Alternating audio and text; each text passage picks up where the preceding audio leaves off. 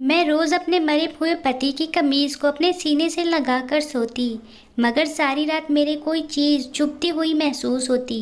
एक दिन मेरी तबीयत बहुत ख़राब हो गई, तो मैं डॉक्टर के पास गई। वह बोली कि तुम प्रेग्नेंट हो।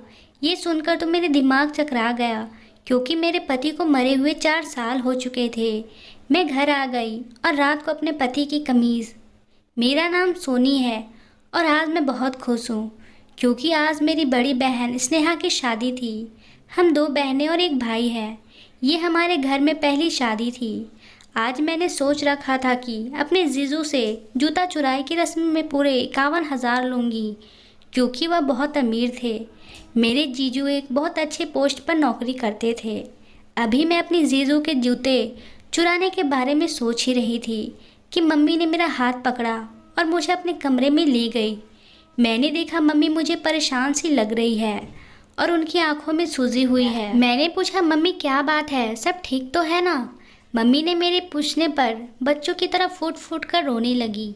फिर मम्मी ने मेरे हाथ में एक खत थमा दिया। मैंने जल्दी से खत खोलकर देखा तो खत दीदी का था।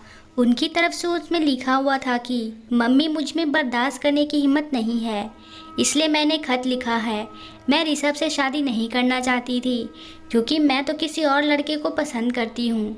मम्मी आज उसने मुझसे कहा कि अगर मैं उसके साथ घर से ना भागी तो वह जहर खाकर अपनी जान दे देगा। मम्मी मैं ऐसा नहीं होने दूंगी, इसलिए मैं घर छोड़कर जा रही हूँ। मम्मी मैं जानती हूँ कि इस तरह से आपकी बहुत बदनामी होगी। भगवान के लिए मुझे माफ़ कर दीजिएगा। मैं अपनी दीदी का खत पढ़कर कांपने लगी थी। मम्मी बोली कि क्या तुमने अपनी बहन की करतूतों का पता था? मैं फूट फूट कर रोने लगी और बोली, मम्मी कसम से मैं इस बारे में कुछ नहीं जानती थी, वरना मैं दीदी को कभी इस घर से नहीं जाने देती। मम्मी कहने लगी, देखना तुम्हारे पापा की इज्जत नीलाम हो जाएगी। बेटी बताओ इस हाल में हम क्या करें? मैं बोली, मम्मी मैं जानती हूँ कि हमें क्या करना चाहिए। मम्मी ने मेरे सिर पर हाथ रखा और बोली, बेटा अपने बाप का इज्जत बचा लो और अपनी बहन की जगह तुम दुल्हन बन जाओ। मुझे मम्मी से इस बात की उम्मीद बिल्कुल भी नहीं थी। मैं बोली, मम्मी ऐसा कैसे हो सकता है? अगर मैंने आपकी ये बात मान ली और यह शादी कर भी ली तो खुद सोचिए, जब मेरे ससुराल वाले को इस बात का पता चलेगा तो वह मेरे साथ क्या सलूक करेंगे, या तो मेरा जीना हराम कर देंगे।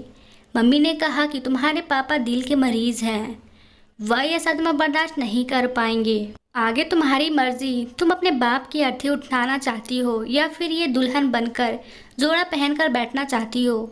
मैंने दुल्हन के जोड़ी की तरफ देखा तो आंखों से आंसू बहने लगे।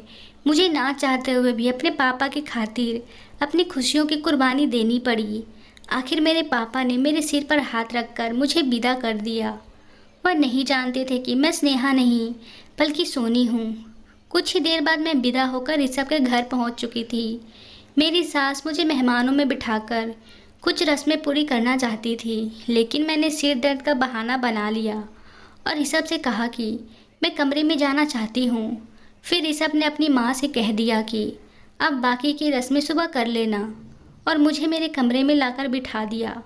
और थोड़ी देर के बाद ही ऋषभ भी कमरे में आ गए थे। उन्होंने जल्दी से मेरा घूंघट उठाया और मुझे देखकर एक पल के लिए बिल्कुल दंग रह गए। वह तो कुछ बोलने की हालत में ही नहीं थे। फिर उन्होंने बहुत देर के बाद जो शब्द कहा वह मेरे दिल को सुन करने के लिए काफ़ी था। वह बोले, तुम तो छोटी बहन हो ना? मैं हाँ में सिर हिला दिया। फिर उन्होंने कहा, तुम यहाँ क्या कर रही हो और रो क्यों रही हो? कुछ बताओ मुझे। मैं रोते हुए बोली, दीदी आज घर से भाग गई है, हमें उसके बारे में कुछ भी नहीं पता। दीदी कभी ऐसा नहीं कर सकती है। मम्मी को उसका खत मिला था जिसमें कुछ उन्होंने लिखा था कि वह किसी और से मोहब्बत करती हैं, इसलिए उसके साथ घर छोड़कर जा रही हैं। उस टाइम हम भी परेशान हो चुके थे। मम्मी को पापा की इज्जत की फिक्र थी, इसलिए मेरे सर पर दुपट्टा डालकर मुझे मंडप में बिठा दिया था। ऋषभ ने अपना सिर पकड़ लिया और कहा, जब पंडित जी ने फेरे करवाए थे तो मुझे थोड़ा सा शक हुआ था कि वह स्नेहा की जगह सोनी कह रही थी, मगर तब मैंने सर झटक दिया था कि वह मेरा वहम है। मैंने ऋषभ से कहा कि मम्मी ने इस बारे में पंडित जी से बात की थी। पंडित जी को सब पता था, इसलिए मेरी शादी में पंडित जी ने मेरा ही नाम लिया। मम्मी ने शादी के टाइम खाना टेबल पे लगा दिया था। ताकि खाने की वजह से किसी का ध्यान मेरे नाम की तरफ ना जाए। ऋषभ ने कहा, तुम इस तरह घबराई हुई क्यों हो? तुम्हें रिश्ता मंजूर नहीं है। मैंने कहा, मुझे डर सता रहा है कि आप और आपके फैमिली मेरे साथ कैसा सलूक करेंगे। फिर ऋषभ कहने लगे, सोनी तुम एक बहुत अच्छी लड़की हो और इस बात की सबूत इसके लिए काफ़ी है कि तुमने अपनी बहन की गलती को सुधारने के लिए खुद को कुर्बान कर दिया और अपने माँ बाप को बदनामी से बचा लिया। और अगर आज बाराती खाली हुई वापस लौटती तो यकीनन हमारी भी बदनामी हो जाती। तुमने हमें भी तो बदनामी से बचा लिया है।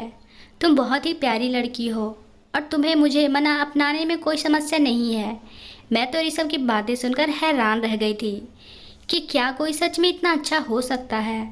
अब मुझे भी तसल्ली हो गई थी। तब ऋषभ ने मुझे अपना मोबाइल दिया और कहने लगे, तुम आराम से अपने घर पर बात कर लो और अपनी माँ को बता दो कि ऋषभ को अब सच्चाई का पता चल चुका है। उन्हें परेशान होने की कोई ज़रूरत नहीं है। मैंने घर पर मम्मी को फ़ोन लगाकर बात की तो मम्मी रोने लगी। कहने लगी, जब से तुम विदा होकर गई हो मैं सूली पर लटकी हुई हूँ। अच्छा हुआ कि तुमने मुझे फ़ोन करके अपने बारे में बता दिया। सच जाने के बाद भी ऋषभ ने तो मुझे कुछ नहीं कहा था, मगर जब मेरी असलियत सुबह ससुराल वाले को पता चली तो सब ने बहुत ऐतराज़ किया। मेरी सास तो कहने लगी कि बेटा इसे अभी डिवोर्स देकर आ, अभी घर से निकाल दो। उसके माँ बाप को भी पता चले कि धोखा नहीं चलेगा। यह रिश्ता नहीं हुआ कि जैसे दुकान से कोई चीज़ लेने गए हैं और हमें दिखाया कुछ और दिया कुछ। तब ऋषभ ने सबको तसल्ली दिलवाई थी। उसने सबको कहा, मुझे स्नेहा से भी ज़्यादा सोनी अच्छी लगती है। अगर आप में से किसी ने इसके साथ बुरा किया तो मुझे बहुत दुख होगा। फिर ऋषभ ने बहुत बड़ा रिसेप्शन पार्टी भी किया था। यह सब देखकर मेरा मन बहुत खुश हो गया। और रिसेप्शन पार्टी के बाद जब सारे मेहमान चले गए तो मैंने महसूस किया कि मेरी सास अभी भी मुझ से खींची खींची सी रहती है। मगर ऋषभ ने अपनी माँ को मजबूर कर दिया था कि वह मेरा ख्याल रखे, इसलिए आखिरकार मेरी सास का दिल भी पिघल गया था। अब हम दोनों सास बहू में अच्छी दोस्ती हो गई थी। मेरे पति फौजी थे और वह स्पेशल ड्यूटी पर तैनात थे और स्पेशल ड्यूटी वालों की तो कभी भी छुट्टी नहीं होती, 24 घंटे ड्यूटी होती है। उन्होंने मुझे हर खुशी दी थी। वह कभी मुझे घुमाने ले जाते तो कभी शॉपिंग कराने के लिए। मुझे अपनी ज़िंदगी बहुत हसीन लगने लगी। फिर वह अपनी ड्यूटी पर चले गए। उनके जाने के बाद भी मेरी सास मेरे साथ बहुत अच्छी थी। एक दिन उन्होंने मुझे अपने पास बुलाया और कहने लगी, बहू मेरा बेटा तो अब ड्यूटी पर चला गया है, लेकिन तुमने खुशखबरी अभी तक नहीं सुनाई। मैंने अपनी सास को बताया, अभी तो कोई खुशखबरी नहीं है। ये सुनकर मेरी सास ने कहा कि मैं चाहती हूँ कि मेरे बेटे की निशानी मेरे पास हो। बेटी तुम ऐसा करो, कुछ साल के लिए ऋषभ के पास चली जाओ, तब तक मैं अपने मायके चली जाऊंगी। मेरे बेटे ऋषभ को सरकारी क्वार्टर तो मिल ही गया है, तुम उसके पास जाकर रह सकती हो। ऋषभ को भी औलाद की बहुत ख्वाहिश थी। मुझे अपनी सास ने इस तरह की बात की उम्मीद नहीं थी। मुझे तो लगा कि वह हमेशा मेरे पति से मुझसे दूर रखेंगी और उनके पास नहीं जाने देगी, मगर उन्होंने मेरी सोच को गलत साबित कर दी। मेरी सास ने उसी दिन ऋषभ को फ़ोन करके कह दिया कि सोनी का भी अपने साथ रहने का इंतज़ाम करे। रात को मुझे ऋषभ की कॉल आई और वह बहुत खुश लग रहे थे। वह कहने लगे, जब से मैंने खुशखबरी सुनी है तुम मेरे पास रहने के लिए आ रही हो, मैं खुशी से फूला नहीं समा रहा हूँ। मैं कल से सारे इंतज़ाम कर लूँगा और फिर आकर तुम्हें ले जाऊँगा। मुझे यह सब किसी ख्वाब की तरह लग रहा था। खैर जो भी था, मैं बड़ी खुश थी। मैंने अपना सारा सामान पैक कर लिया था। शाम हुई तो ऋषभ के नंबर पर फ़ोन आने लगा। मैंने फ़ोन उठाया तो किसी ने हेलो कहा था, लेकिन यह आवाज़ मेरे ऋषभ की नहीं थी। मैं अचानक से घबरा गई। मैं बोली, जी कौन? उधर से आवाज़ आई, आप ऋषभ के घर से बात कर रही हो? मैंने कहा, जी हाँ, मैं उनकी पत्नी बात कर रही हूँ। उन्होंने बताया कि आपका पति ऋषभ देश की सेवा करते हुए शहीद हो गया है, अब वह इस दुनिया में नहीं है। यह सब मुझ पर गोली की तरह चल रहे थे। मेरे सास ने मेरे हाथ से फ़ोन लिया। उन्हें भी अपने बेटे की शहीदी के बारे में पता चल गया।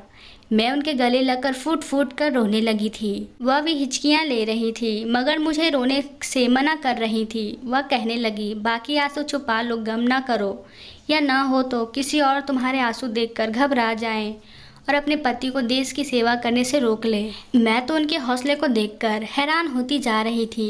ऋषभ का अंतिम संस्कार कर दिया गया। मैं खुश थी कि मैं एक शहीद की पत्नी थी, मगर दिल था कि संभलता ही नहीं था। वह सदमे से बाहर आता ही नहीं था। मेरे पति ऋषभ बहुत अच्छे इंसान थे।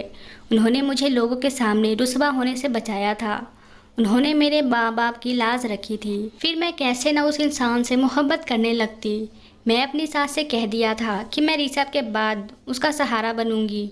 मेरे कमाने की नौबत नहीं आई थी, क्योंकि ऋषभ की पेंशन आने लगी थी और उसी से घर का खर्चा चल रहा था।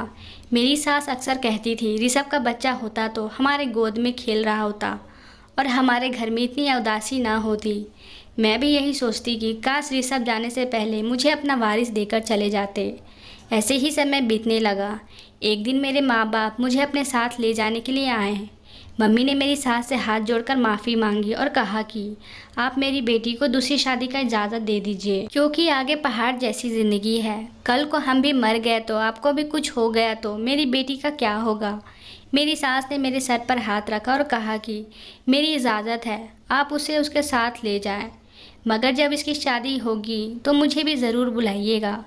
मेरी मम्मी बहुत खुश हो गई थी, मगर मैंने उनके साथ जाने से मना कर दिया।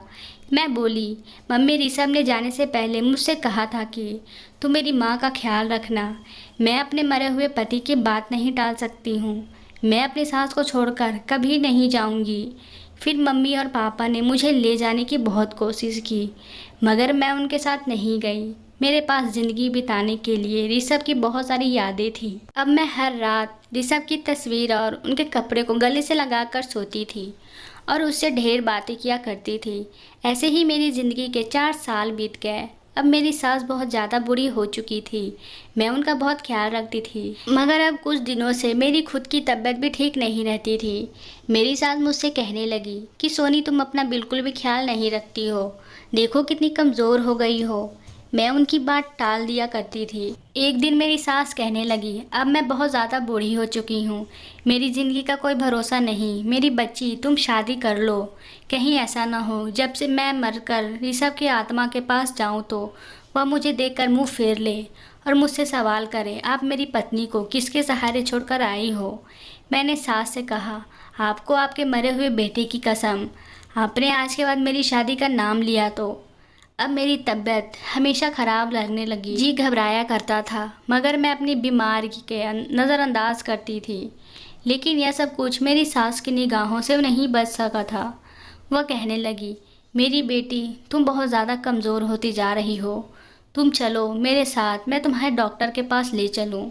मैंने मना कर दिया था, मगर आज तो मेरी सास बच्चों की तरह ज़िद करने लगी और कहने लगी कि मैं तुम्हें हर हाल में डॉक्टर के पास लेकर जाऊंगी। और वह मुझे डॉक्टर के पास ले गई। डॉक्टर ने मेरा चेकअप किया और चेकअप करने के बाद बोली, मुबारक हो, आप प्रेग्नेंट हो। यह बात सुनकर मैं और मेरी सास, हम दोनों हक्का बक्का रह गए। हमने एक दूसरे की तरफ देखा। डॉक्टर दवाइयों के बारे में बताती रही और सावधानी के बारे में कहती रही, मगर मेरे पल्ले उनकी कोई बात नहीं पड़ रही थी। मेरा दिमाग इस बात की में ही उलझ चुका था कि यह कैसे मुमकिन हो सकता है। खैर, हम दोनों सास बहू घर आ चुके थे। घर आकर मेरी सास ने मुझे सर पर हाथ रखकर बोला, बेटा, मुझे तुमसे कोई गिला नहीं, तुम इस बच्चे के बाप को फ़ोन करके बुला लो और मैं तुम दोनों की शादी करवा दूंगी। अगर तुम्हें इस बात का डर है कि मैं अकेली रह जाऊंगी तो तुम मेरी फ़िक्र ना करना, मेरे पास भगवान का दिया हुआ सब कुछ है। मैं अपनी सास के गले लगकर फुट फुट कर रोने लगी। मैं बोली, माँ, ऋषभ मेरी ज़िंदगी में आने वाला पहला और आखिरी मर्द है। उसके बाद मैंने किसी आदमी से अपना रिश्ता बनाने के बारे में नहीं सोचा। शायद डॉक्टर झूठ बोल रही हैं। मेरी सास मुस्कुराने लगी और बोली, बेटी, घबराने की ज़रूरत नहीं है, तुम अभी जवान हो। मैं जानती हूँ तुम्हारी ज़िंदगी बसर करने के लिए किसी सहारे की ज़रूरत है। अच्छा हुआ कि तुमने खुद ही ढूंढ लिया। बेटी, मैं तुम्हें गलत नहीं कह रही हूँ, फिर तुम घबरा क्यों रही हो। मैंने कहा, माँ, मैं ऋषभ की कसम खाकर कहती हूँ, मैंने कुछ नहीं किया है। अब मेरी सास भी परेशान हो चुकी थी। वह कहने लगी, ये तो बहुत फिक्र की बात है, ना जाने हमारे घर पर कौन घात लगा कर बैठा है।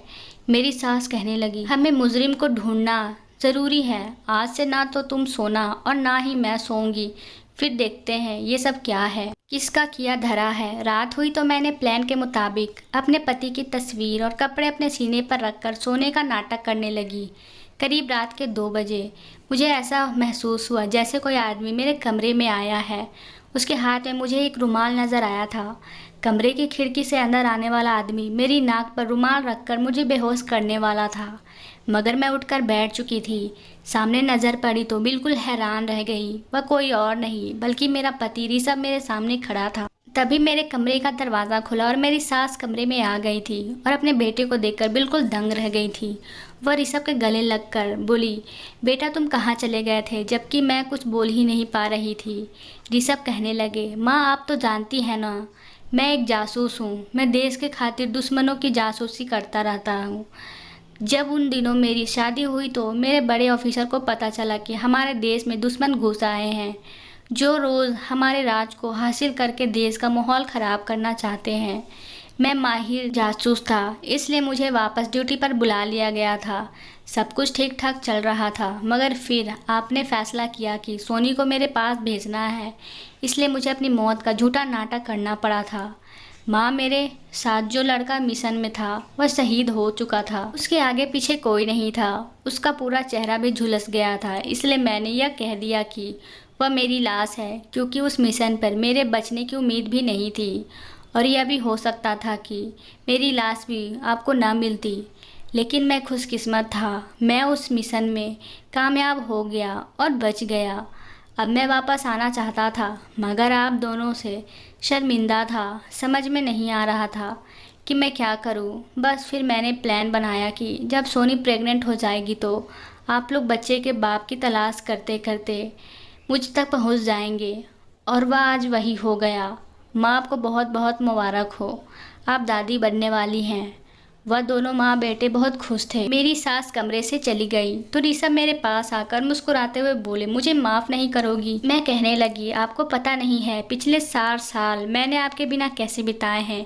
बिना सहारे के मैंने अपनी ज़िंदगी के 4 खूबसूरत साल गम के हवाले कर दिए। ऋषभ कहने लगे कि तुम बिल्कुल सच्ची हो, मगर एक बार मैंने तुम्हें अपना बनाया था जब तुम उस ज़िंदगी से हार बैठी थी और बहुत घबराई थी। आज मैं घबराया हुआ हूँ, तुम मुझे अपना लो। उसके बाद मैं कुछ भी बोलने की काबिल नहीं रही थी। मैंने उन्हें माफ़ कर दिया। मैं आज एक बेटी की माँ बन चुकी हूँ। आज मेरी ज़िंदगी का सबसे बड़ा खूबसूरत दिन है। मैं भगवान का शुक्रिया अदा करती हूँ कि उन्होंने मेरा पति मुझे लौटा दिया और आज मेरी ज़िंदगी में खुशियाँ ही खुशियाँ हैं। आपको ये कहानी कैसे लगे कमेंट में ज़रूर बताएं और साथ ही साथ चैनल को सब्सक्राइब करना ना भूलें। धन्यवाद दोस्तों।